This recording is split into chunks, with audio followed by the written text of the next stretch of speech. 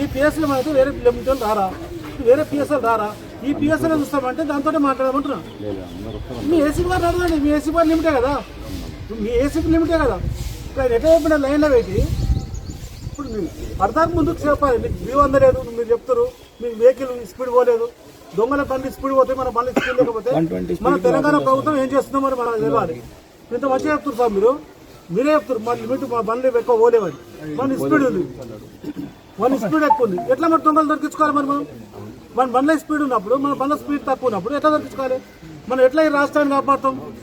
ఈ రాష్ట్రాన్ని ఎట్లా కాపాడుకుంటాం, ఎట్లా రక్షించుకుంటాం? మీరు ఒకసారి ఆలోచించండి. సరే ఏమన్నా కానీ రాత్రి ప్లాన్ మీద కత్తలతో అటాక్ చేయడం కరెక్టా? మీ పరిధిలో వచ్చి అయ్యింది. మీ ఇప్పుడు అలాగే ఇప్పుడు బతుకోరండి. మీరు ఇప్పుడు ఏమంటారు, నాకు ఇప్పుడు ఆ షిఫ్ట్ కారు కావాలి, ఆ బొలోరో కారు కావాలి, అందులో 7 మందిని తీసుకురావాలి, అన్న ఆవు ఉంది, ఈ ఆవులు బులోలో ముగ్గురు, మొత్తం 10 మంది.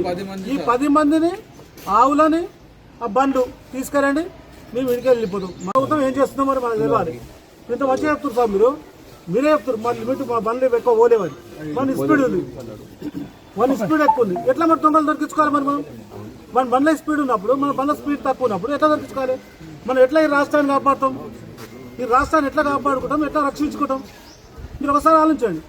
సరే ఏమన్నా కానీ రాత్రి ప్లాన్ మీద కత్తలతో అటాక్ చేయడం కరెక్టా? మీ పరిధిలో వచ్చి అయ్యింది.